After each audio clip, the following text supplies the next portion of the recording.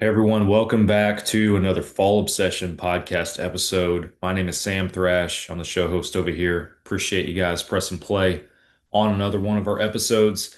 This is a podcast that is truly an honor for me to get to be a part of, recording with the one and only Jim Shockey on our podcast this week. Very, very honored that he accepted our invitation to come on the show and that I got to sit here for roughly an hour and a half and talk to him about hunting and the outdoors and a bunch of different avenues related to that. So I'm not going to try and summarize the conversation here in the intro. I'm just going to get through the housekeeping real quick and turn it over to the conversation with Jim and let you guys enjoy because it is truly inspiring hearing him talk about his love and his passion that he has for hunting in the outdoors and family and like I said, so many avenues of this thing. So before we get to the conversation, I'll hit a couple quick housekeeping things for the show. First and foremost, if you guys are tuning into Fall Obsession Podcast for the very first time, thank you again, and make sure that you hit that subscribe button on whatever platform you're streaming on.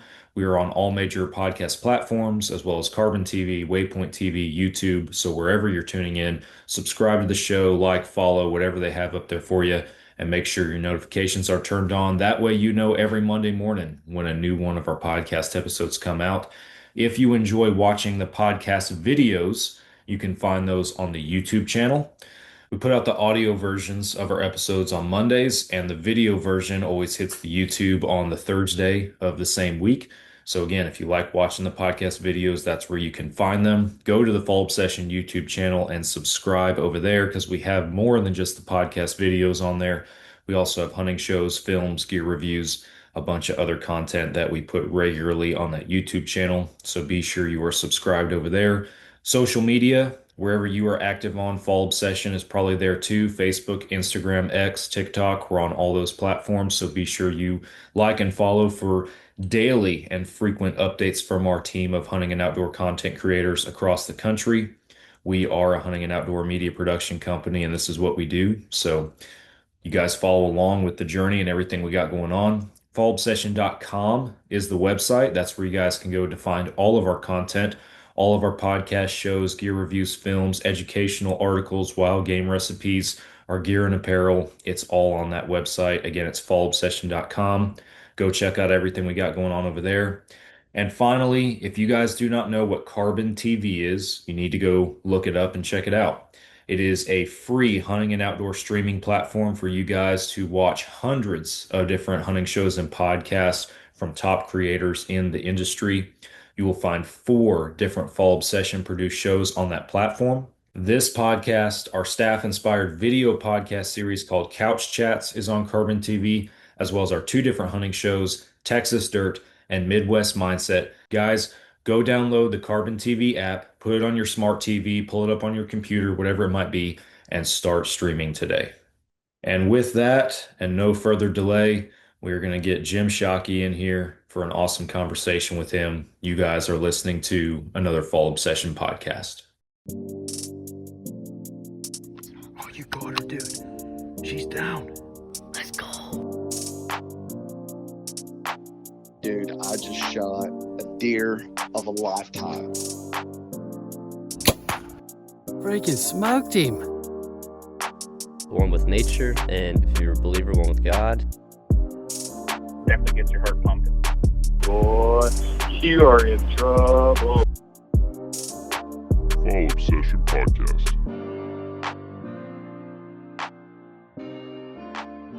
Welcome back, everyone, to another episode. My name is Sam, hosting you guys, and my guest this week needs no introduction.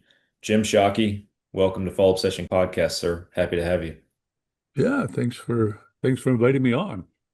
Yeah, I'm very excited. I've been looking forward to this one and getting the opportunity to chat with you.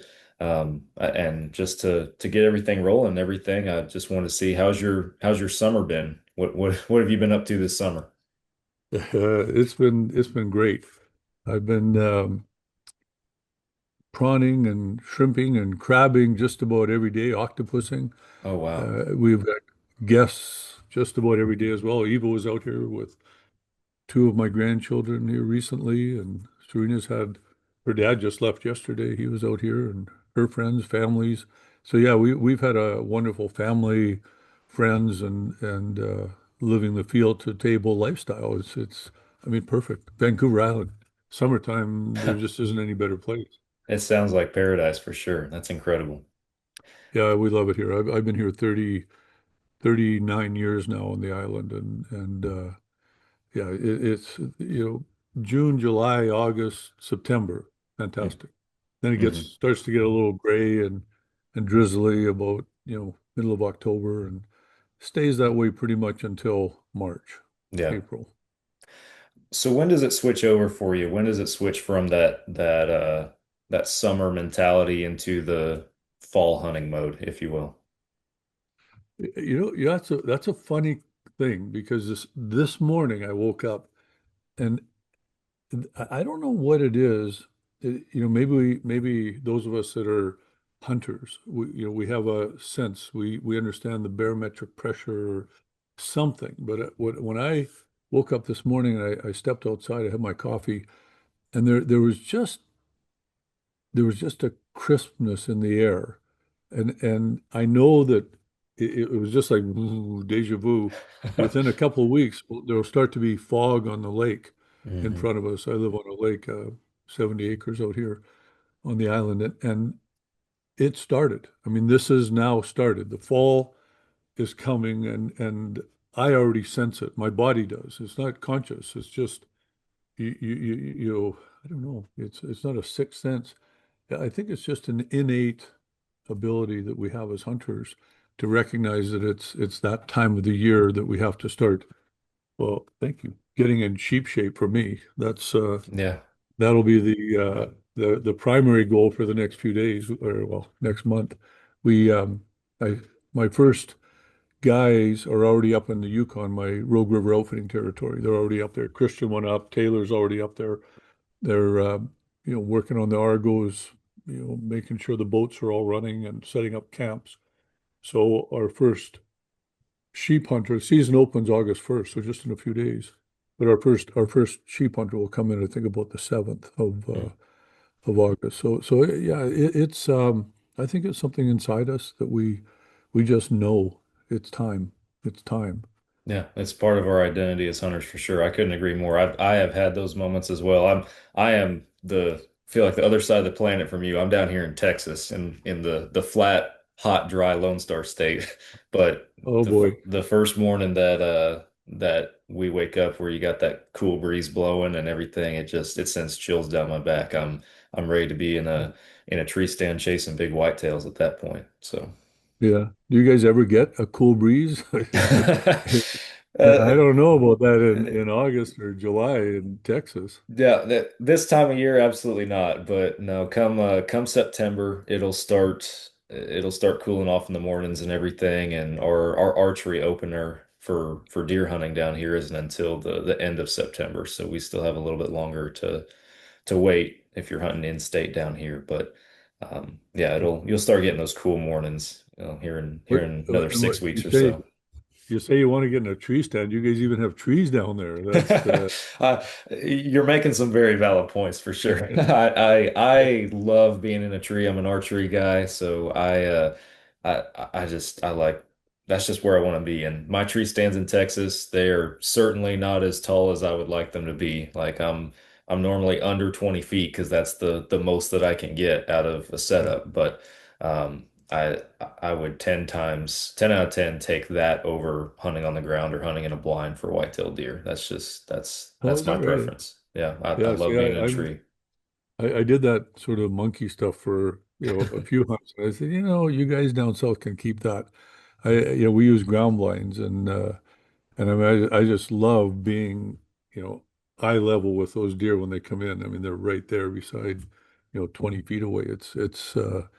It's super cool. And plus, I'm not that good of an archery shot at an angle like that. I've never quite figured that one out. So, It takes so some I'm some better getting off used with to. the wider target or the bigger target from being, parallel with them.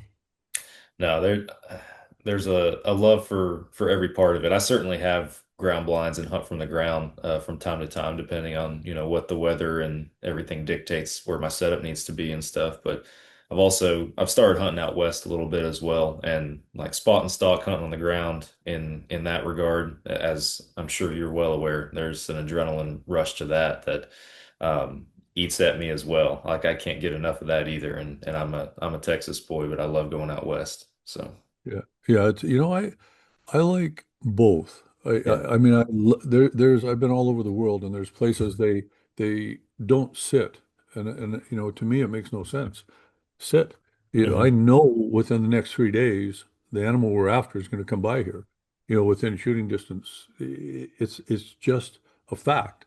So why do we want to chase after them and run around and bump them and spook them and scare them and probably maybe not even find them Right. if we're, depending on the animal we're hunting for. Why not just sit here and let them come to us? So I love sitting. I'll sit for, I mean, 30, what was my record? It was like 37 days for a whitetail buck, one Oh particular wow. buck. Day after day, pre-dawn till about noon, I get off and go check my trail cameras and get back on stand at 2 and till dark every single day for 37 days before he finally came in for the first time. And then I had no daylight pictures of him, not one single daylight picture. So I'll sit, but I also like, it's a far more challenging hunt skill wise to spot and stalk, especially if you're using archery. I mean, there's so many Hmm. factors that are out of your control. The wind and what happens, branches and wiggling, the animal moving, where are you going to go? You got to move. Can't spook them, blah, blah, blah, blah, blah. So it's they're both fantastic ways to hunt. And depending on the situation, I'll do either one. Yeah. No, I agree with that.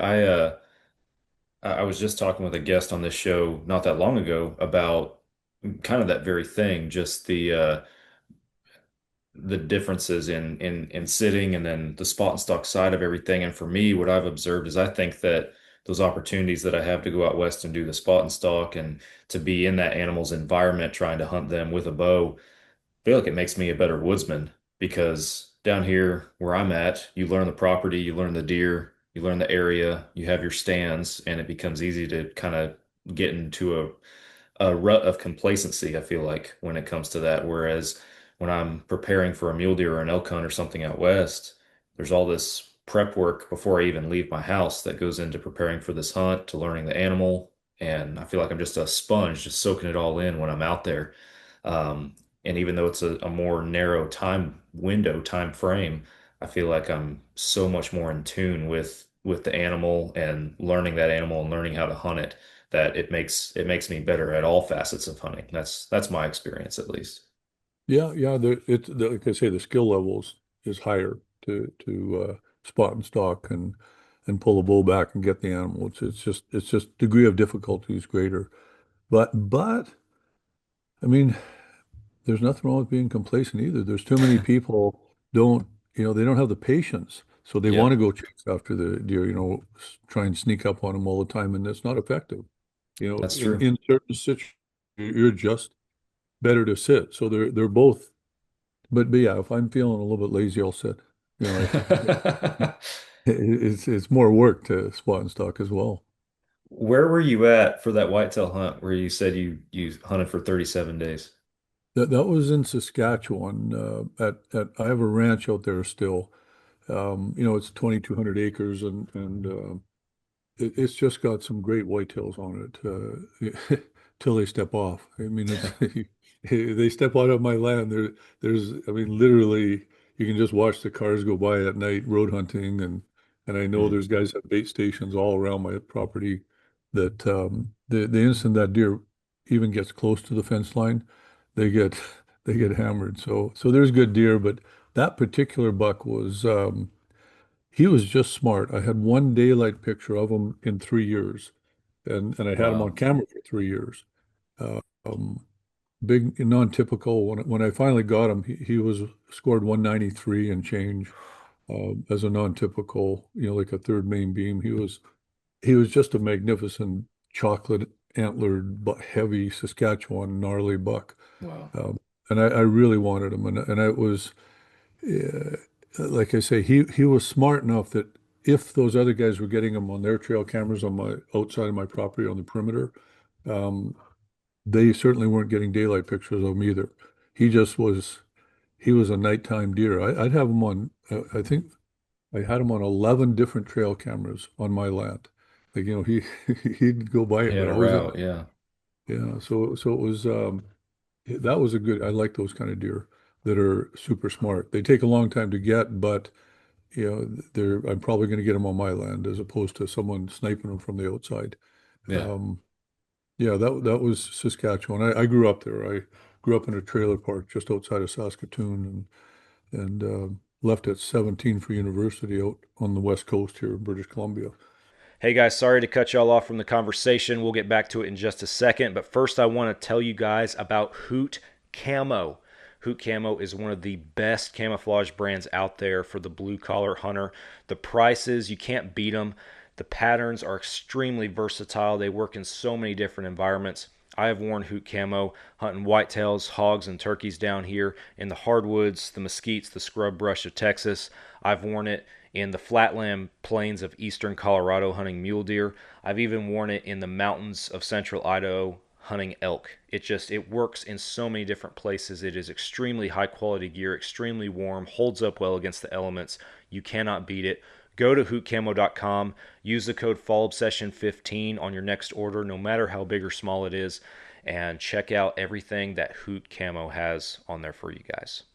But I went back hunting 43 years straight with my dad, and we hunted, that was our family ranch. I hunted it with dad so many times with my cousin Guy. Eva, hunted on it. My son Brandon hunted on it. Obviously my dad, my uncles. I mean, yeah, that's a tradition that goes back in our family. Unfortunately, now they've changed the laws out there, so I have to be drawn to hunt on my own ranch. Oh, It's wow. yeah, it's bizarre, and it's not because there's a limited number of tags. They're not trying to limit the harvest because residents of Saskatchewan they can hunt all around there. They don't need to be drawn. They just go buy a tag Mhm. and shoot a deer. So they're not. It's not like they're trying to limit the harvest. They're just trying to control the non-residents. So they let 10 or 12 non-residents in that whole zone. And non-residents, they have to be Canadian residents, just not living. Even though you own the land, you don't get put in a special pool. Oh, So I wow. didn't get drawn this year. I'm not going to be able to go out there and hunt. Mm. Last year I was out there. I had 5 big bucks on my land on camera, and 3 of them got busted when they stepped across the fence line, or close to the fence line. And and then the fourth biggest, I got a big 4x4, and then there's one more that's still left. He was the fifth biggest, so I don't know if he'll make it through this season if he keeps his nose down and stays inside that fence line, Yeah. at least a couple hundred yards inside it. He should be fine. Yeah. Wow. That's crazy. You brought up just the restriction on the non-residents for that area that you have your ranch in. Um, I've been very in tune as far as just in the United States with what's been going on in recent years and months with, or some legislation affecting hunting and bans and a bunch of stuff going on in Colorado, a public land issue here recently. But what sort of legislation up there in your area do you feel like is there anything that's hindering hunters in that regard, if that question makes sense? I'm not very familiar with what's going on in Canada, Yeah, if there is anything. yeah. I mean, we have similar issues up here, and I mean, here's the thing. As a BC resident, um, I like that Canadian residents, if they want to come in, they either have to go with an outfitter, which is highly regulated. Hmm. Outfitters are allowed, X amount of whatever, deer, moose, bears, sheep, goats. So anyone that's outside of any any non-resident has to come with an outfitter of British Columbia if they just want to come and hunt. They, they cannot just buy a tag over the counter to hunt. Now, and the reason, we've probably got what, 17 of the 30 big game species here in BC. It's really like the Serengeti, and we would be inundated, like tens of thousands of hunters would be coming up here every fall, which is good for the economy. The restaurants would love it, hotels would love it. gas stations would love it. So I get that side of it too. But as a hunter, the wildlife can't sustain that, and wildlife has to be managed. Um, that's how they limit it here in British Columbia. And as a Canadian resident, you can come here and hunt with me as a British Columbia resident if I apply for a tag to a company or it's like a Class C guide license. There Okay. cannot be any real or perceived gain. So you can't trade me a whitetail hunt in Saskatchewan for a moose hunt out here in BC. That's real or perceived gain. But an uncle, cousin, aunt, whatever, they can come here every year. I can apply for the license and I can take them for some of the species, not for sheep. They're limited entry everywhere. Not for grizzly bear, which are closed anyway now here in British Columbia. Um, so like they're careful about what species. So the real exotic high-end species, they don't let someone come. Anyway, it's a complicated way of saying Yeah, that there's some form of socialism involved with the wildlife here in British Columbia. I got you. Um, and there is in everywhere. When they limit the number of Canadian residents coming into a place, that's, they're pulling that's a page out of the socialist book. Let's control it all. But in this case, for wildlife management, I agree with it because the animals just can't take the pressure.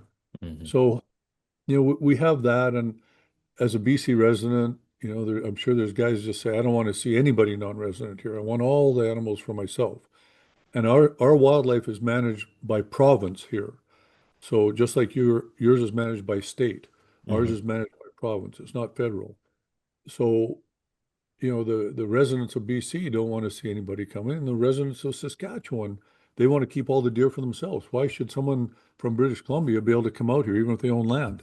They don't live here. I live here. I pay taxes here. Mind you, I pay taxes too, more than anybody in that area for my ranch. Right. So, the residents they have a valid argument. Why do we want any non-residents? On the other hand, speaking from up here in Canada, this is Canada.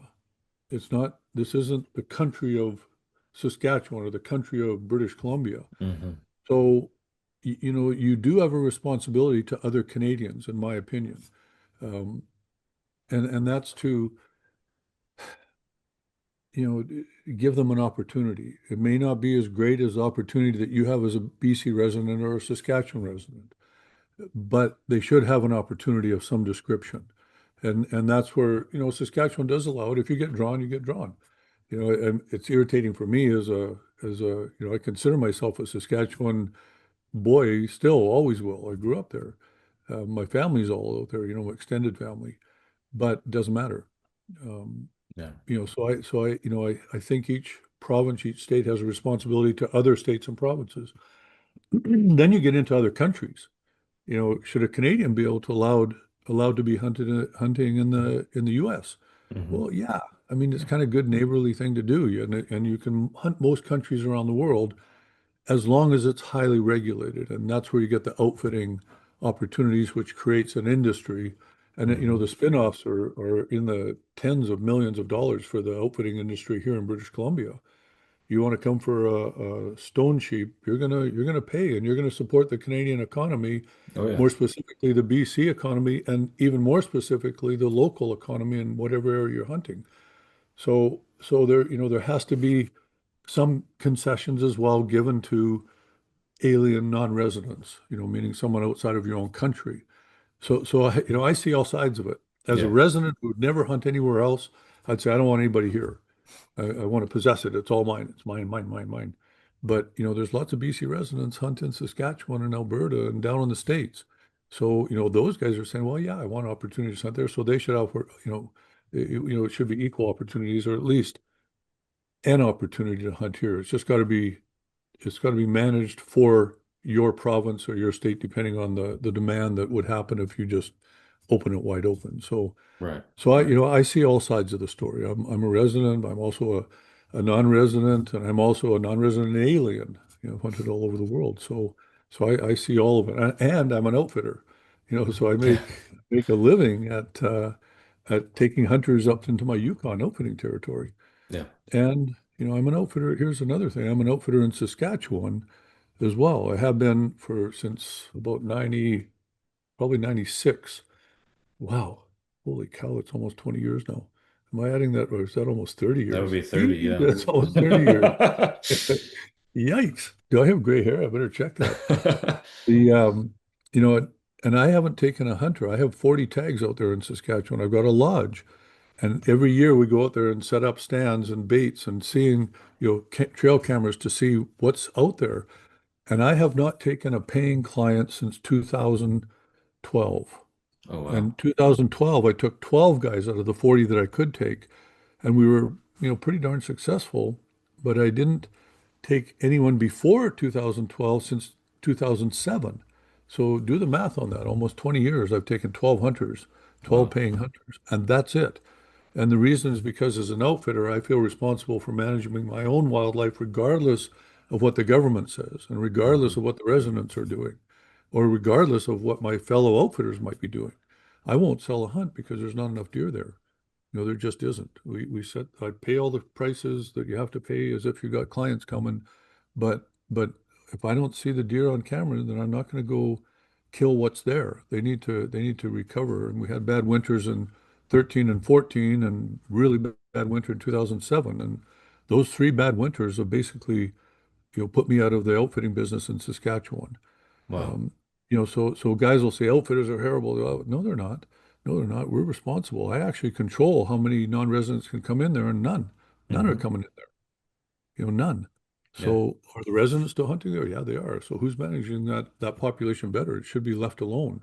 Hmm. It'll probably take. I mean, I don't know if we don't get any bad winters, it might be another 2 decades before I see those deer coming back in that area. Wow. I'm hoping not. I'm hoping not. And wolves were a big problem as well Mm. because once we had those bad winters, the wolves came from the north, and we'd see 30 wolves in a pack, and they're killing one deer each a week. Do the numbers. How long does it take for a wolf pack like that to decimate the deer in an area? Yeah. So, it's just again, it's mismanagement, not mismanagement. It's acts of God. Those kind of winters are acts of God. Hmm. We lost 95% of our deer population in one winter. What do Wow. you do? That's You know? crazy. Yeah. So again, back to your original question, I see all sides of it. I see all sides of the story, and there is no right and there is no wrong. And everybody fights against each other. I want this. I hate this. You hate me. I hate you. And it just we can't. We're all basically in the same boat. I uh, Hmm. I liken it to I tell a story about the two dinosaurs. I made this one up, by the way. Two dinosaurs, talking to each other, and one saying, "Oh, you're just a stupid dinosaur. Look at I have three toes. I've evolved, and you have four toes. Like you're such a dunce. You're old school. You're archaic. You don't know anything. And they hated each other. And the one was saying how much better it was because it's got three toes. While the comet's coming at them, and they're looking up there and say, "Yep, I've got three toes. I've evolved. I'm a dinosaur with three toes," and the comet hits and they all die. So we need to be together, not arguing among each other because I have three toes or four toes, and I use bow and arrow. I use traditional bow. I use a crossbow. I use a rifle. I use a muzzleloader. I use an inline muzzleloader. I don't use a scope. I mean, give me a break. We're all hunters. We're all kindred spirits, and we need to actually be together. Dog hunting is great. I'm happy for dog hunting. So is bait hunting and you name it. I don't care. We're all hunters. As long as it's legal, then I don't judge. We need to be together. And it's the same thing for the resident, non-resident. We need to manage it. And we need to accept that there's a responsibility to allow others to enjoy the wildlife that we also enjoy. Maybe not at the same level and with the same opportunities, but some opportunities in Yeah, some way, matter, fashion, or form. absolutely. That's very well said. I couldn't agree more. I do have a question because you went into a little bit of a conversation about your about outfitting and everything and the impacts of the populations and that impacting how many clients you have, how many people you're taking out there. With all the different species you have available, different locations, all that kind of stuff, or just the size of it, what's the legwork look like for you and your operation to get an accurate inventory of the animals that you have and to make those decisions as far as, okay, I can take people or this many people deer hunting this year or up in the mountains this year for this animal. What does that look like for y'all? Yeah, I mean, the Yukon is my big operation. It's 7.5 million acres. So I know you guys down there have some big ranches. What's the King That's Ranch? It was a million acres at one time. yeah, You it's, could it's put, somewhere in that neighborhood for sure. yeah, you can put Yeah, 7 King Ranches inside of my outfitting territory. that's a The huge difference area. is there's not a single road in that entire 7.5 million acres. Hey, folks, if you guys are in the North Texas area like I am, then you need to go to Bear River Archery and Pro Shop in Van Alstyne, Texas. Justin and the guys up there have an incredible operation set up. They will take great care of you and all of your archery needs. They are the official bow shop in North Texas, a Fall Obsession. I love going there, and I'm picky. If you guys know me, I am very selective on who I let work on my bow. I will let Justin work on my bow. They do great stuff. Check out Bear River Archery and let them know that Fall Obsession sent you. Not one road. There's only my camps on lakes and rivers, no houses, nothing. And so inventorying the wildlife obviously is can only be done by airplane, and it's expensive. I mean, my Hmm. guys were flying out yesterday. We're inventorying our sheep in my territory. And my Yukon outfitting territory, it's demanding when it comes to sheep hunting. It's the toughest sheep hunting anyone will ever do. I mean, you've got to be in shape. You've got to be, this isn't, taking a big fat horse up, to the high country, setting up a camp and going on day hikes with you, maybe day hikes or take the horse up halfway up the hill. And, there's none of that. This is whatever you have is on your back, and you're going to be crawling up on the mountain carrying your 14 days worth of food and sitting up there in the fog and rain and sleet and snow and hoping to find your ram. Hmm. But I would need to know what the census is because it's hungry country for sheep up there in my area. We're just marginal winter habitat. So, the sheep will come in from other areas for the summer and then go back in the winter. But if they hang out in there in the winter, we can lose a band of rams just with a slide. Boom, they're dead, or they get caught in a bad side of a mountain in a blizzard and they just starve. So Wow. so the cost isn't it's not the government doesn't help me defray any of those costs. This is just us doing a census of our own sheep. And so we fly, and it costs a lot of money for that airplane, especially when Hmm. you crash one like we did 2 years ago. So then I had to rebuild it all for $250,000 or 220, whatever it Oh, was. wow. It's you don't factor that stuff in, and yeah, you got insurance, but it didn't cover the full rebuild, and also my insurance for flying the darn thing has gone way up. So all those numbers mean that we're doing it really out of the goodness of our heart because I don't make money on the sheep hunts, but we still do the census. So, and moose will be the same. We'll fly over a lot of the area before we take moose hunters and just see what's out there, get a sense of, are the moose populated? But up there, because there's no roads, no logging roads, no mining roads, we have not turned the wolves into uber predators. The wolves, it's still tough country for them to hunt. They've got to, Yeah. go over the logs and span out and try and find caribou and moose. Um, in a lot of the country here in BC, there's logging roads. So they just run a logging road, fat and easy till they hit a track and go kill the animal, come back on the road, go kill another animal.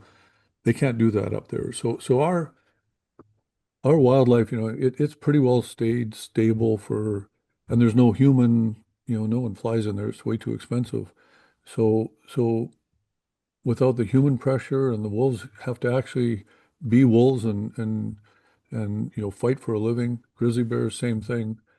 The um, the populations have pretty well stayed stable, I would say, since the last ice age. We don't see much difference every year, and yeah, I think I get 46 moose tags a year, and that's Mm. 7.5 million acres. And anyone out there's, oh, that's a lot of moose tags to take out of that area. Well, think about this. It's, you know, 12, 13,000 square miles. It's it's a It's a lot of big area. area. Yeah. Yeah, so you're not even touching the population, and we can only hunt them close to where lakes or rivers, basically, because we got to be able to get an airplane in there to fly it out. Hmm.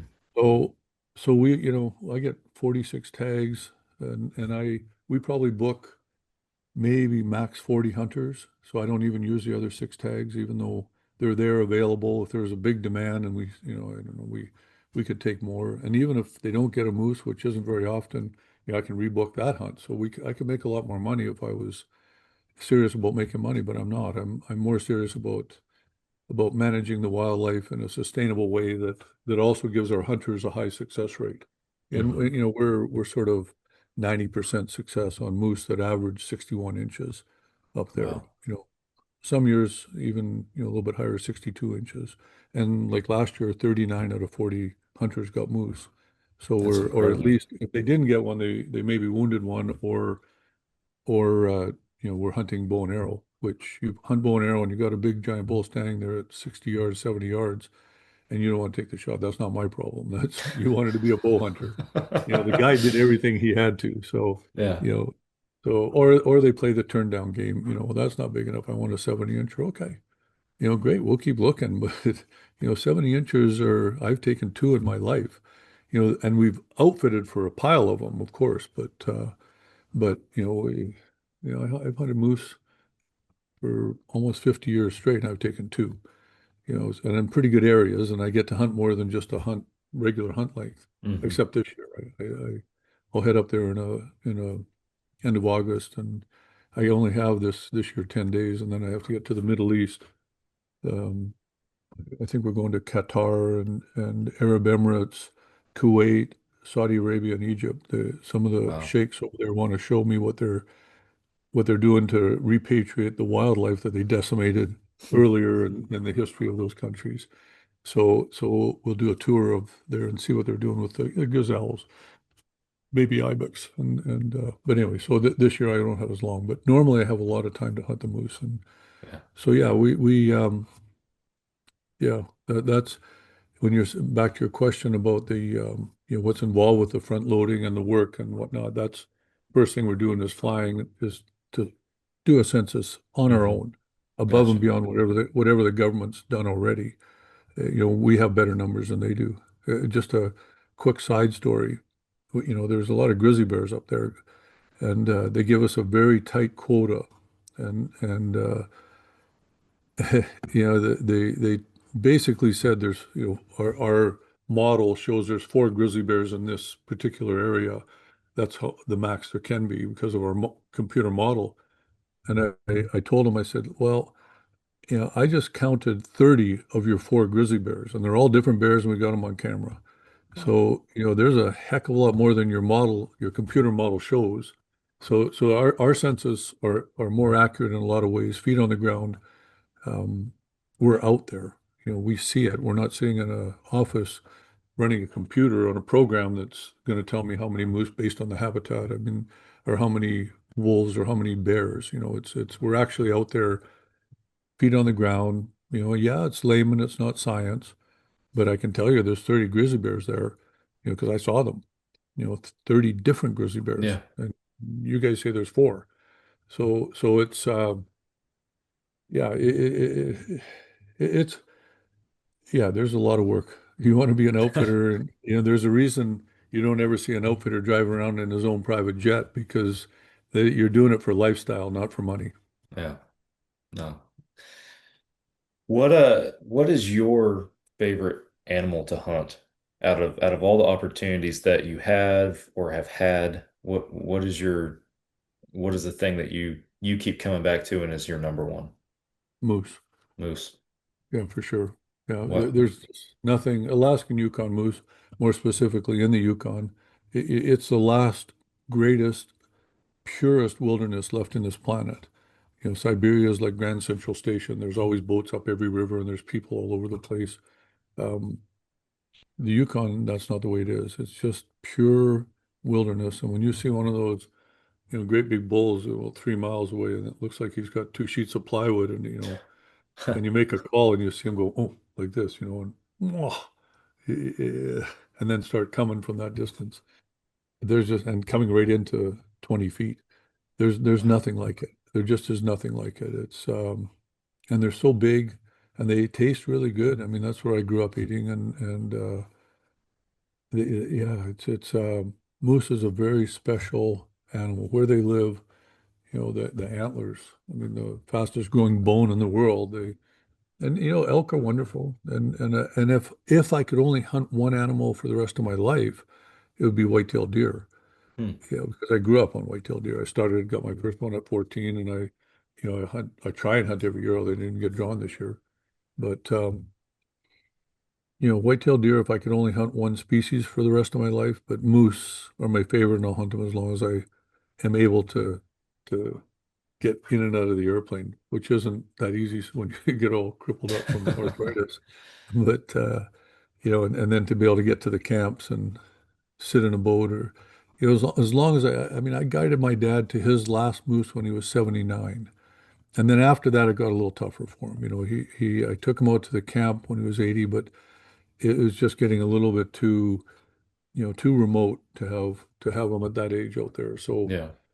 what am I, 67 right now? I'm hoping to get another 12 years of moose hunting in. Yeah. Another So, another and another then decade in after you. that, I'll go back to whitetails and just, Dad got his last whitetail when he was 85.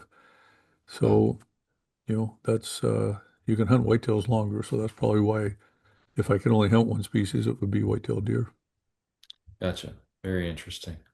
So I do have a question for you, kind of stemming off of that a little bit, because you have been, I mean, you've been a hunter your whole life, but you've been a staple in the hunting and outdoor world, hunting and outdoor media on top of that for decades. Do you still have the same enjoyment and excitement from it all that you had years ago when this whole thing was really taking off? Oh, absolutely. I'm I'm as excited to hunt a rabbit or a squirrel as I am a moose or a Cape buffalo. I still, I mean, we get one life. We get one life, and the the beauty and amazement and wonder and adventure of a hunt, to be a hunter. We're so privileged. So I will never squander that. And I won't waste one day of it by thinking, oh, ho hum, just another deer. Never. I'll never do that. And I don't kill just for the sake of killing something for a camera or, I don't do that. It's makes no sense to me. I'm always hunting for, I mean, I hunted all over the world for my museum here that I'm actually sitting. I'm in the edit suite in our museum, our Hand of Man Museum of Natural History, Cultural Arts, and Conservation. So, to get these species, you can't go buy them. Hmm. Certainly not in Canada. Maybe in Texas, you can buy some of these wildlife species. I see them come up at auctions once in a while down there, but the majority you can't buy. You have to go hunt them, and that's what they want is the money to go into those communities there rather than, them hunting one for $50, selling it into a poacher's market and it ends up somewhere that gets bought in North America eventually. So they want you to go spend your thousands and tens of thousands of dollars in the communities there. So, there's a good reason for it, and I supported that. And I went all over the world doing that, and I loved every second of it. I still to this day, like even when I woke up this morning and stood out there with my coffee and felt that little bit of a chill in the morning, going, oh, it's on, it's coming. And I get to go, I still have another month before I can be in the Yukon, but it's a month only. And between there and now I'll be fishing for crab and prawn and shrimp and octopus, and I'll be just as excited as I pull up one of those as I am with a big moose or one of the traps with, seeing what's in there, or their spot prawns, or the royal shrimp, or their, they're called dock shrimp, the, or the pelagic pink shrimp. I mean, I love these. And maybe there's an octopus crawler, or maybe two octopus. Then I'll be mad that he ate a bunch of my prawns while he was in there, but then happy because he weighs a lot more than those prawns that he ate. So it's a, it's a pretty good return on your investment when you get an octopus, or crabs, is a rock crab, is a Dungeness crab. And it's the same thing for hunting rabbits. Is it a rabbit? Is it what size? I mean, you know, I went and checked my mouse trap line this morning at our house. I've got a perimeter trap line around the house that I set every night, and then get up in the morning excited to see, if I caught a mouse or, God forbid a rat. But it's, yeah, I'm just as excited. We get one life, and yeah, I love it. Every interaction with every animal. I don't need to kill it. I just went to Africa for 6 weeks, and I only hunted two animals. The Javan Rusa deer, both of them Java Rusa deer on the island of Mauritius, just because I'd never been to Mauritius. And I have hunted Javan Rusa deer before in Papua New Guinea and also up the Fly River in Papua New Guinea. And also that was Moluccan Rusa deer and Java Rusa deer twice on New Caledonia, off the coast of Australia, but never in Mauritius. So I was excited about that. But I was in, Tanzania, one of the greatest hunting destinations in this planet. I saw giant Cape buffalo and, fringe-eared oryx and Gerynuck and the Thompson gazelle, the Grant's gazelle. I didn't hunt any of them, but I took pictures and I love being there and I love interacting with them and being at a waterhole and elephants, in the Ngorongoro crater. I saw them like this close and lions and cheetah. We saw, I love it. I love it. I don't need to hunt it to kill it to, feel like I'm satisfied with the interaction.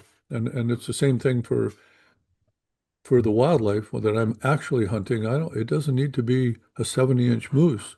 It can be a rabbit, and I'm excited about it. I mean, Yeah. I get to hunt this animal, prepare it, and then cook it and eat it. I mean, how wondrous is that compared to, name, say, 5 billion people in downtown LA? Do they get to do that? No. No, What they about, don't. the whatever, 10 million in downtown New York City? They don't even get to experience it. We are so privileged, and I will never squander that. I will never take that for granted, and I'll never be blasé about it and ho hum. Hey guys, Trophy Edits is a Fall Obsession podcast partner. We all have mounts on our walls that represent a significant moment, a significant harvest in the woods for each and every one of us, and photographs can do the same. I'm sure you guys have pictures from years past, hunting with loved ones or being in the woods with family and friends that also represent those big moments. And what Trophy Edits does is they showcase those moments for you guys, just absolutely make your pictures explode and to the level that you guys can put them on the wall and also have that memory forever represented in your home, your office, your man cave, whatever it might be. Give Trophy Edits a chance to do the work for you guys. And again, they make those pictures just absolutely awesome with their professional team of editors. So go to Trophy Edits website. The link is in the podcast description. That lets them know that you guys came from us, and use the code FALLOBSESSION at checkout to save you guys some money. No, I get just as excited as day one. I always was. The camera was just there. It was ancillary. It had nothing to do with Yeah. my feelings about the animal. It was that's how I've been like that since I was 2 years old, with earthworms and beetle bugs and then mice and gophers. I'm not doing the earthworms anymore, but I'll go slug hunting in my garden. I'm seeing a lady now, Serena. My wife, Louise, passed away in 2023. Um, we lived a fairy tale for 39 years, 113 days, 14 and a half hours, and then she went back to heaven. Where she came from, why she chose me, I have no idea. She just picked a scruffer, and she was literally an angel. But I'm seeing a lady now that's Louise was vegetarian when we met, and this lady is 100% vegetarian as well. Serena is her name, and she's very protective of our garden. So when slugs come in there, we get the big banana slugs, they can be 6 inches long. They will decimate like a bed of carrots, or they were in our dill the other day, lettuce, they just destroy it. So, I go slug hunting with her every morning. And I'm excited finding a slug. I mean, that's so yeah, I guess I started with earthworms and beetle bugs when I was 2, 3 years old, and I'm right back to it now, full circle, Yeah. and hunting slugs in the garden and Yeah. loving it. That's awesome. Your entire explanation to that and where you went with that, I love it first and foremost. And I'm gonna point every hunter I know who asks, why do you hunt?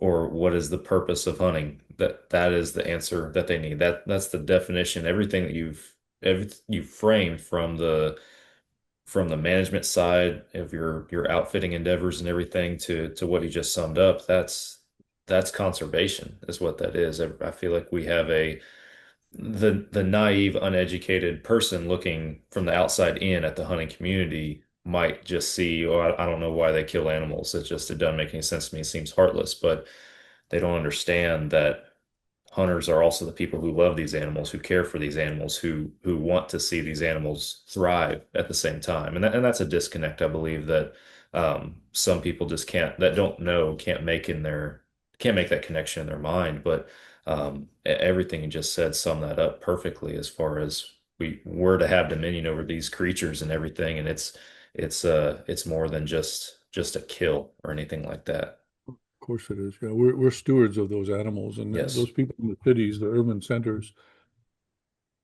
they'll love them to death. Hmm. They care. They do genuinely care. They're just naive. I don't want to say ignorant about the truth, but they certainly are naive about the truth. And when you explain it to them, they're usually, most people are, if they care at all. There's other people just they don't care. Give me my hamburger, and cellophane, and I'm happy. I don't think about anything beyond that, and that's Hmm. fine. But some of us have to care, Yeah. and the ones that care by thinking if they stop and contribute to an animal rights organization or anti-hunting organization, they're helping the animals. They're actually, like I say, they're loving them to death. You're helping pay the costs of those organizations, that are pretty extensive costs, but they still, they'll throw frivolous lawsuits out there and cause animals to suffer in the long run. If they, we want more wildlife, and they'll say, well, that's self-serving because you just want to kill animals. Well, yeah, yeah, okay. But we want more wildlife. And Hmm. what do you want? And their answer cannot be, we want more wildlife. Their answer can only be, we want to stop hunting. Yeah. So even if it's to the detriment of the wildlife, we want more wildlife. They want less of us, which causes less wildlife. So they can't make that connection that their actions are actually creating less wildlife, even though they want more. We're giving value to that wildlife. I would love to see, and someone's going to misquote me on this and take it out of context, but imagine, imagine if all those ranchers down in Texas, if let's say pronghorn antelope are worth $100,000 each, do you think that they would raise cattle? Or do you think No. they'd raise pronghorn antelopes? They'd be going after pronghorn antelope. Yeah. Of course they would. Of course they would. And the problem is the beef, and I don't have a problem with ranching. I think it's great. We got 8 billion people in this world we have to feed, so they all can't go hunting. Hmm. But, meat is cheap, and that's why people want beef. But say it was an antelope and wildlife, elk out there, if they were worth $150,000 each, what if moose were worth, well, moose are, they're pretty remote, examples of anything that is in ranch country, whitetail deer, Hmm. mule deer. Imagine that they were worth 100 to $200,000 each. Just Yeah. that, if meat was that price, and that's what those were worth, all those ranchers would be raising those animals. They would be stewarding those animals and getting rid of the cows, getting rid of the sheep that, bring blue tongue and tuberculosis or whatever it is to the wild populations. They would be getting rid of them. And it's one of the reasons desert sheep are doing so much better now, where they are pushing back the domestic sheep because they're worth a fortune. Hmm. But again, imagine if all wildlife was worth that. So the hunters are going, no, no, no, no, no. We don't want that. We want cheap meat. Well, that's great, but again, we're at some point, that crush of that mass of humanity, 8 billion is going to be 10 billion, then 20 billion people. They're going to demand that space that wildlife lives in right now has to be cattle, has to be sheep, has to be goats. I mean, there's 25 billion chickens in this world. 25 billion. They are the most successful species of animal that exists in this world today. They figured it out. Symbiotic with those human people, and there's 25 billion of us. Procreation is what we're designed to do. Hmm. Propagation, and we're doing it. Look at 25 billion of us. There's 7 billion head of cattle in this world. As we get to 10 billion people and 20 billion people, that number's got to increase because you're going to feed them protein somehow. So they're, unless they start raising insects some way, but Right. but they're going to take more wildlife habitat. So I mean, we're getting into a lot of philosophy here, but yeah, the bottom line is that most people don't think that deeply about wildlife. They just, they donate to the Humane Society and think they're helping Yeah. wild species. They're not.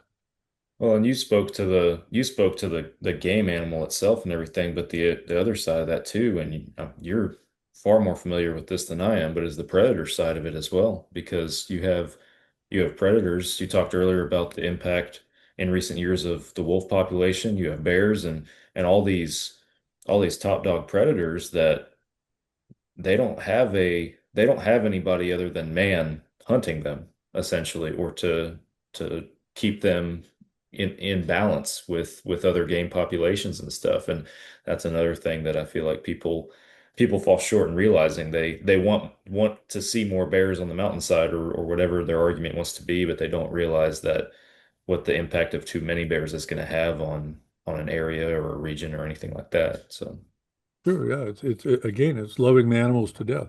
mhm. Yeah, you're loving your bears and here we stopped grizzly bear hunting in British Columbia. And the reason our premier at the time said it's because it's socially unacceptable and not science. There's no science. This was just socially unacceptable. Yeah, an Well, emotional well, decision. sure it is. It's nothing to do with science and reality. So now, it's whatever, it's been 8 years since they banned them, and the numbers, they're starting to swim across the channel to get to Vancouver Island because they're going to get killed if they stay over there. There's too many grizzly bears, and there's not enough food anymore. I think they did a study up in Alaska where they monitored um, at least one male grizzly bear, and that somehow they came up with a number of a male grizzly bear, a mature male, will kill 32 calf caribou and moose every spring. They just Wow. follow along, eat the parts they want, go kill another one. Your ungulate population can't survive that, but when you've got checks and balances on the grizzly bear side, the hunting, then yeah, you can survive it. And people will say, well, nature will take care of it. No, no, we've kicked the animals out of all these areas that they used to live in because we live there now. So they're now in smaller areas. And Hmm. you've intensified the predation on them by these predators in that smaller area. It's not nature anymore. There's no, there is no wildlife species in this planet that are not managed these days, from whales on down. Hmm. They're all managed.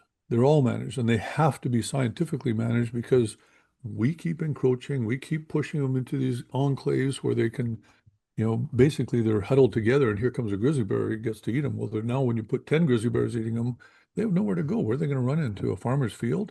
Yeah. They can try that, but they're going to run into fences and dogs and you name it. So, yeah,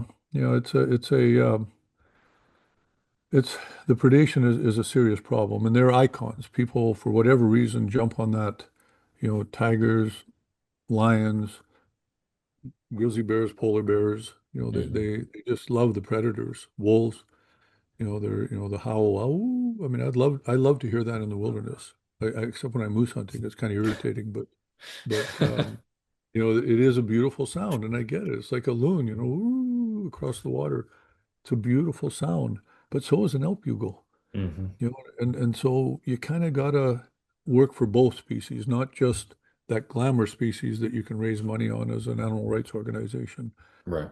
But that's big business. So that, big business doesn't care. It's soulless. So they don't care. They really don't care. And they're preying, it's predators preying on the goodwill and the soft hearts of people that want to save wildlife. So they Oh yeah. donate to them.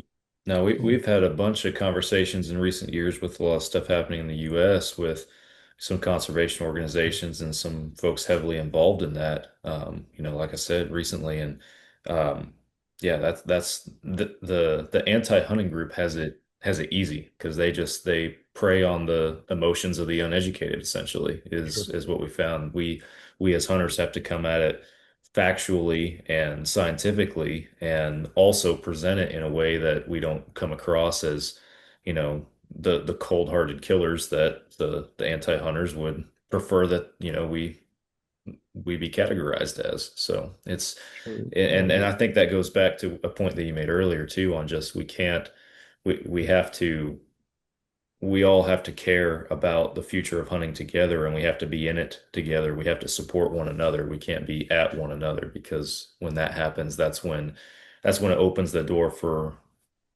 an opportunity for them to come in and paint us in a bad light in that sense. So, Yeah, of course. I mean, but I don't even know if to support hunting. We need to support wildlife, and mhm, hunting will come as a byproduct of that. If we don't have true. more wildlife, we're not going to be able to hunt. So we support wildlife, whatever that entails. We have to do what's right for the wildlife, and that's our responsibility as hunters. I haven't taken any clients, like I say, in since 2007. I've taken 12 clients. I get 40 tags a year that you say you sell them at $5,000 each, $200,000 a year for 20 years, whatever that number is. You know, that's a lot of money. Hmm. But Absolutely. I didn't go after the money because my responsibility is more wildlife, which is more deer. That's what I care about. Hunting will come when I solve the more deer problem. So all of us need to band together, stop, complaining at each other and infighting. And I'm a three-toed dinosaur, holier than thou, because I don't use dogs, I don't do whatever, um, and care about the wildlife. So we need to always have that. Then they can't paint us, they can't vilify us because we care about wildlife and want more wildlife, and they're doing things that are more wildlife, even if it means maybe it limits the hunting opportunities. Hmm. And I know there's guys out there saying, no way, I want to hunt, I want to hunt, I want to, whatever. But we really need to do what's right for the wildlife. And then you can't be marginalized. You can't be vilified. You can't be ostracized from mainstream media because we're doing what's right for wildlife. And that's the high road. And Yes. hunting will come as a byproduct if we do a good job on the wildlife. Um, and part of that good job, back to, you got to make them worth a lot of money nowadays. If it was just saying, if it pays, it stays. Hmm. It's a marble murrelet on the West Coast here doesn't pay for those trees not to be cut down because no one cares about a marble murrelet. But, so the trees are going to get cut down and there goes its habitat. But if you make that marble murrelet worth whatever, $100,000, and then they'll keep the trees because they're worth more to have that wildlife in its own habitat than it is to cut the trees down. So it's economics 101. I Yeah. mean, I wasn't a smart guy in school, but I sure as heck understand a garage sale, and you know something that's I want $100 thing, not a 5 cent thing, Right. because they'll make more money.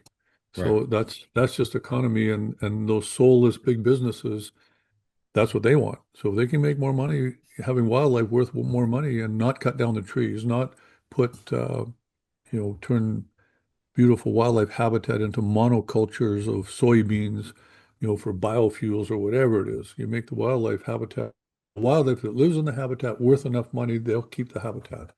Right. And that's our biggest problem nowadays, is just encroaching on the habitat, pushing the animals, smaller enclaves. That's all over the world. Yeah, that's a fact. I have a couple questions here for you that are from some members of our own team here at Fall Obsession. We have folks spread out throughout the entire country, US, and a couple of folks up in Canada as well, that work for us in different capacities. And when I knew that I would be having a conversation with you, a couple of them had some questions that they wanted to ask. And this first one is specific to the kind of some advancements in recent years in like long range precision shooting, and that turning into long range precision rifles that are built for hunting. As an outfitter and in your world, what kind of differences has that made in your abilities or what you're working with from an outfitter perspective on getting hunters on these animals? Well, I mean, I don't really care how far a rifle shoots. Okay. I still need to be close enough to judge the animal Hmm. and and to know that I can recover him afterwards and know if he's hit properly. If I'm popping away at something at 1,000 yards and it's on the far side of a ridge, the energy on the bullet is not that great at that distance. Hey guys, thanks for listening to the show. Hope you guys are enjoying it. There's so many different places that you guys can tune in to Fall Obsession Podcast, and one of them is the Outdoor Call radio app. Outdoors Dan from Respect the Game TV, he created an app that you can download on any device where you can stream hunting shows and podcasts on a loop every single day. Our show, Fall Obsession Podcast, plays on that loop on Mondays. That's the same day as our new publications on the other apps. And there's also tons of other hunting shows and podcasts on there that you guys can listen to. Go download the Outdoor Call Radio app today. It is free. You can start streaming immediately. And be sure that you follow their Facebook page because Outdoors Dan does some live radio shows throughout the week. And even if you are not local to those radio stations, his broadcasts are shared on his Facebook Live. It's Outdoors Dan and the Outdoor Call Radio app. Go download it today. And yes, if you see the animal hunch over and you can see blood on it, you got your spotting scope and you see it go down. Okay, that's one thing, but you can't always see that across at 1,000 yards. And certainly, I True. would never let a client ever shoot that far. I mean, if we're shooting, I mean, my dad would have he would roll over in his grave if I told him I shot an animal at 500 yards. Because with his old 274 power scope, yeah, 250 yards. I remember he made a shot one time that was 312 yards. They figured it was, stepped it off, and that was unheard of in those days. Um, yeah, but the equipment has changed. The optics nowadays are fantastic. The guns, like Hmm. I shoot a Christensen Arms, it's fantastic. I top it with a Leupold VX6, although I think they want me to try the VX5 now. But I mean, they are just great, and I know I can hold steady enough at 600 yards to make a shot, but I I have never done that. Um, It's just a because it's kind of fun to get closer. And as a outfitter, I have a responsibility to get closer because not right. every client can hold steady at 600 yards. A lot of clients in a hunting situation with a rest that they have, and yes, it's nice when you can sit on one side in big deep valley and shoot at things against the face of another side. I get that. You can kind of watch them and know where they go afterwards. But our stuff is in, you know, mountain birch this high, and you're trying to shoot over top of it and not stable. We've got the trigger sticks, although I think those are going away pretty quick, the Jim Shockey ones anyway. So that most people can't shoot that far. The guns are capable of it, but Right. as an outfitter, I would never let anybody do that. And if I can get them 100 yards, that's a heck of a lot higher odds of them making a clean shot than a 200 yards, let alone 300 or 400 yards. But occasionally with the moose, that's as close as you can get is 400 yards. So, I don't have a problem with guys doing the long range shooting. They shoulder a much greater responsibility to go look for that animal afterwards, even if it is, a mile away down a canyon and back up the other side. You just don't assume you missed it because your Yeah. energy, there's no whomp. It's the animal I've seen them stand there, look around and go back to feeding because the bullet didn't expand at that distance. Mm. There wasn't enough energy to create a wallop, so you don't know you hit it. And uh, and that's the only thing. I mean, if you're shooting at a gopher, fine, do whatever you want. But which probably it's a life, and the gophers probably are going to protest me. I'll get a bunch of crappy social media comments from all the gophers that are listening. Wait a minute, I'm alive too. Why should I be any different than an elk? So yeah, to each his own. If it's legal and they're not going to put any regulations on that, and I don't know how they'd enforce anything. Right. Then have at it. Those guys that shoot like that I mean, they're incredible. I have a fellow Shane Hoffer that guided for me for years. He's a Canadian champion sniper guy, and I mean they can shoot. They Oh know yeah. all that stuff. I'm just, I've done it. I'm a hunter. I Yeah. just want to get closer. That's the whole point. That's why Yeah. I love archery hunting and why I hunted muzzleloader for all those decades and only muzzleloader because I wanted to get close. I like the challenge. But if those guys like the challenge of the shooting part, great. But just make sure you shoulder the responsibility of checking on the animal afterwards. Yeah. That's what I was going to say. It's a balance of the ability of the equipment, the capability, but then the confidence of the shooter and just ethics in general. I think they play a part in that, and that's long range rifle, that's long range archery as well. I like to fling arrows pretty far, but where I fling my arrows at distances when I'm practicing versus what I'm comfortable actually taking a shot on animal or a whitetail down here especially is far different. So yeah. Sure, yeah. They hear the fletching coming and we videoed it in super slow motion. They'll keep eating and then they just go like this because they hear the whistling coming at them. I Yep. mean, yeah, I know the guys are shooting whatever distances. Um, and at targets, have at it. I shoot 200 yards. I don't care. It's fun. But at game animals, just getting an arrow in something and then tracking it is, it's not my thing. I prefer to be close enough that I know I'm going to get it, where I want it, and the Hmm. animal's going to die in a short distance. Just a quick story about that target shooting stuff. And I know there's guys out there that are, like Cam Haines and those guys are shooting their, whatever distances. But the best bow hunter that I know of, and I've met a lot of bow hunters, is a guy named Steve Cobrain. His dad was the brain surgeon, the neurosurgeon that operated on Brady when he was shot with, my brain's gone dead, your president. Um, how come I can't remember that? Oh my God, like You, greatest you, president, you're talking Ronald about Reagan. Ronald Reagan, yeah. Yeah, exactly. Yeah. Yeah. So, but Steve went over to Africa just to be able to hunt. He lived for 6 weeks in the jungle with the pygmies, and he was younger than me by about 20 years, and I heard about him that this guy is getting all these crazy animals over in Africa. And I was going to Uganda, and we bumped into each other on the Sessi Islands in Uganda, of all places. And I had my bow. I said, "Oh, you're this new shit hot, archer I heard about, eh?" And Steve is a physical specimen. He's about 6'6" and just built perfectly. I mean, the guy could have done any sport in the planet, and he chose hunting. It's not even a sport. He just as a you know Just a a passion lifestyle. for it, yeah. Yeah, exactly. And bows, he'd build his own bows. He Wow. says he'd go through 30 arrows just to pick one. Like he's a fanatic. And so I said, okay, you're so great. Let's have a archery contest, but I'm going to make the rules.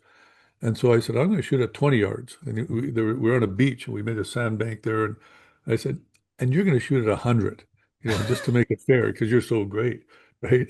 Uh, so we shot 3 arrows and we tied.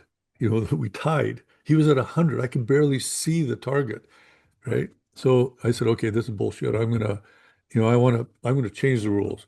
I'm going to shoot at 30 yards and you're going to shoot at 130 yards. 100, right? I mean, literally, 30 yards is, I think I'm not a bad shot. So I, shot, and did pretty good. He beat me at 130 yards. And when he pulled back, it was literally like a statue. There was zero motion in anything. When he let go, nothing moved. Just the arrow just went blink up at about this angle, and it was way too far to see. And you listen, you hear thunk, like second later, and we went over and he beat me at 130 yards. So there's Wow. guys that are entirely capable, but a target doesn't move. Hmm. A target doesn't move. Animals move, and therein Yes. lies the biggest problem is long distance archery. Animals will jump string in our cold weather in Saskatchewan at 23 yards. Hmm. You better be aiming a little bit low, and then it's a gamble because what if they don't jump string? You don't want to shoot under them. Yeah. So anyway, there's my long distance archery humility story because I learned then that there's a whole degree of better archery shooter than I am. Steve Coburn, the best in the world. Yeah. No, I can relate for sure. Prior to the career I'm in now, I worked at an archery pro shop. Um, and we had several several pretty well-respected archers that would come through there over the years every now and then, and every once in a while you get the chance to be on a range with them and shoot with them and everything. And you mentioned they look like a statue, and that's no lie. They're at full draw, 100 yards, just dropping dimes, just they don't Yeah. move, and it blew my mind. I was like, this is incredible to watch. Just a crazy thing to see for sure. Mad respect Yeah, for them. yeah, that skill level is awesome. Yeah. You know, I don't possess it, and I'm certainly not patient enough to, but so I just get closer. You know, that's my whatever. That's great. You shoot 100 yards. I'm going to shoot 20, but I'm going to sneak in on this thing to 20. Yeah, You know, that's the fun part for me. I agree. I love it too. I know we're getting close to our time here. I got a couple more questions for you. This one, the last one that I have from our team is it's coming from one of our ladies on our team. Her name's Kim. And she's asking more so kind of about your influence on your kids getting involved. I know that you are in the outdoors, that is. I know that you are very, very passionate about this, have been for a long time. Did that come organically for your children as well, as far as kind of passing down that same passion and drive and love for the outdoors and hunting that you have? Yeah, I was very conscious. You know, as an outfitter, I see guys. You know, they'll pay $100,000 to take their 12-year-old to go kill a big giant sheep or you know whatever, and it, you know, I've been aware of that, and I was very careful when the children were young, Brandlin and Eva. You know, they're 39 and 37 now, and you know, I exposed them to it, but I never ever forced them or never gave them opportunities beyond what anybody, you know, yeah, I could have taken them anywhere and had them shoot whatever. But I remember Brandlin being on stand with me. He was probably 21, and whitetail and a Boone and Crockett whitetail buck walked by, and I said, Brand, you can't shoot that. And he said, why? And he said, because you haven't earned that. I know guys that have spent their entire life in this area trying to get a deer like that. And you know, you get this deer now because of my work and my efforts and you know our team's efforts and the you know efforts of your mother. Even we put this ranch together, we bought all the land, and you didn't do any of that. You know, so and he understood. He was happy Oh, with it because you I would have taken away his opportunity for his own accomplishment later on. You know, when he would do that and this deer would walk in and he would be able to shoot it and know that he earned it and worked for it. yeah. So I was very careful about that. You know, I exposed the kids to it, and it's also you know, that outfitting life. You get to fly into some place, an exotic, remote location, and there's wildlife, and you're you know doing crazy stuff and seeing animals like most people don't ever get the opportunity to experience in places you know they can only read about or see on TV shows. And you know, that's alluring. You know, and outfitting is a lifestyle. You're never going to get rich, as I said earlier. You have a rich lifestyle, the richest of all, but money-wise, no. No, it's a lifestyle that you're Mhm. choosing consciously to not make a lot of money and love you the way you live. So I was aware of that. I wanted the children to decide if you want to be part of the hunting, go ahead. And you know, I'm happy to take you as much as you want to do. Um, Eva, I think she shot a gopher when she was like, I don't know, 7 or something like that. Maybe that's illegal, so don't quote me, but at some young age, and she said it was temporary insanity. And she went off, Louise, my wife that passed away. She was a ballet jazz instructor and you know, Graceful wanted Eva to get into dance, which Eva did, became a competition salsa dancer, went off to university in Australia, and it had nothing to do with hunting. You know, Brandlin loved it. He was out there just, you know, with his little rubber boots on, hiking with me on bear hunts. And, you know, as soon as he was at old enough at 10, he took his hunter safety course. And my wife did too at the time. And she was, like I say, she would never hurt a fly, but she thought she wanted to learn it. And Brand beat her, you know, like he was 10 in the test and got a higher mark. So he loved it. But at 16, he came to me and said, Dad, I cannot pursue a career in hunting because I'll always be in your shadow. Everything I accomplish in the hunting world, they're going to say it's because of you, and I'll Mm. never never get to where you are because opportunities aren't there for me like they were for you 30, 40 years ago, 50 years ago. So he said, I still want to be in the industry, but I want to do it on the television production side and video, and I'm not gonna, then that way is my thing, not, me just doing your thing. And he hasn't hunted much since. He's gone on, video tons of hunt, been all over the world, Yeah. but not hunting himself. And Eve, on the other hand, who didn't hunt, came to us at 21 after university, and Louise and I were sitting there, and she said, I'm ready to learn how to hunt now. I mean, we just about dropped out of our chairs, like, where did this come from? And look at her now. She's one of the biggest influencer, mega influencer apparently in our world, and great Hmm. spokesman for women and for hunting. Yes. So that she came around on her own on that because I exposed her to it but didn't force her into it. So you got to let the kids, you show them the fun stuff, and let them, like, there's wildlife. Look at this. This is fascinating. Here's a baby rabbit. Here's a bird's nest. Here's a robin's egg on the ground that, is broken open because the robins are in that nest. You expose them to the wild world, and then, if they're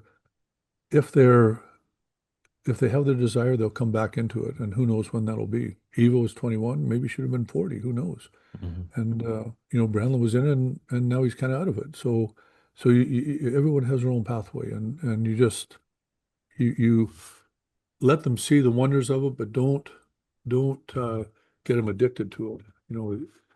Because it's not necessarily what their calling is in life, and you Right. want your kids to be happy and do whatever they want and come in, like whenever they're into our world, whenever they can.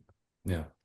Good friend of mine, his name's Chester Barnes. He told me one day, he said, um, my kids may never hunt a day in their adult lives. He goes, but they will know how and they will understand the why if they want to. And Perfect. I thought that was very well summed up. So, Perfect. And they'll come back in someday. It's mhm, amazing when they, once they over their own years of trials and tribulations, getting their life in order, and then suddenly they realize, boy, that was pretty wonderful back then.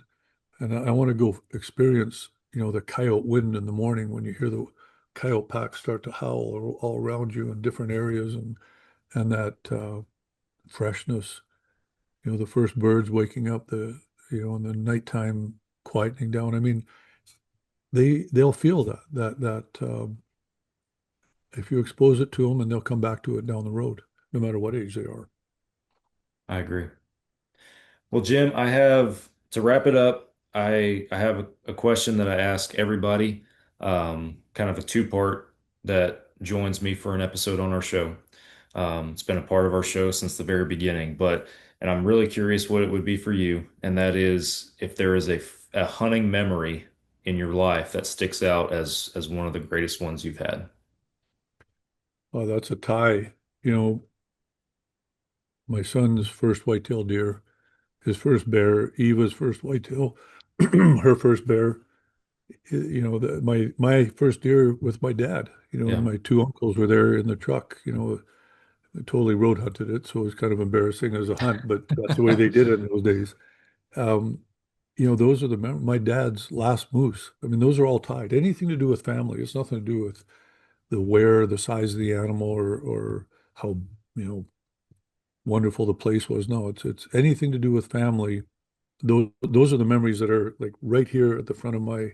I can describe every one of them, every single one of them, and I cannot describe, a lot of the world's record animals I hunt. I mean, I remember the animal and the place and the people, but not like I remember the any of the hunts with family. Yeah. That's a great answer. And I feel like for most people, it is a family related event or memory that they have for that. And that's a consistent theme I see, and I love it. Last question, we'll let you go. You have hunted a lot of places and it's some incredible adventures all over the world. Is there anything left on what you would call your bucket list that you haven't gotten to do yet that you want to do? I've been pretty blessed. I did exactly what I wanted to do for my museum. There just isn't space anymore for bringing in another full body mount of something big. There's not much big out there that I haven't hunted. Hmm. Um, no, just, like literally, I did everything I wanted to, Yeah. and now well, like I say, I went to Mauritius and hunted in Javan deer in Mauritius, an island off the coast of Madagascar, which is off the coast of Africa, the east coast. And so there's things like that that I'll pick up as I go along here. And if I'm going, oh, I'm going to be in that area, I think I'll hunt gazelle in the Arab Emirates here, United Arab Emirates, in late September. Yeah, I'll go do that. But is it a driving force inside me that I got to do this like it was for all those years? I got to travel 306 days a year around the world. I probably travel that much now, but it's not. Like I said, I went to Africa, didn't hunt anything other than those 2 deer. I was there 6 weeks in Yeah. some of the greatest safari destinations around. I'm pretty happy where I am. And if the opportunities come, I'll let you young guys go chase all the animals all over the world. And if there's the opportunity to go somewhere I haven't been, I'll do it. And hunt something I haven't hunted, I'll do it. But I'll go hunt my moose and my caribou every year, my whitetail deer if I get drawn on my own ranch, which I didn't this year in Saskatchewan. But that's kind of where my hunting's at now. And I'll go for spring bears, but I probably won't shoot anything. I haven't shot one for years. And just want to be there. And I get joy just being out in the wildlands. That's my cathedral. Yeah. That's a great answer for sure. Well, Jim, I really appreciate your time and join us for an episode of our show. Thank you. It's been an honor to sit down and talk with you and just talk about what the thing that we all love, and that's hunting in the outdoors. So thank you. Oh, it's my pleasure. Thanks for having me on. Absolutely. For our listeners, thank you all for tuning in to another Fall Obsession podcast. Be back with you guys again next week. I'll catch you then.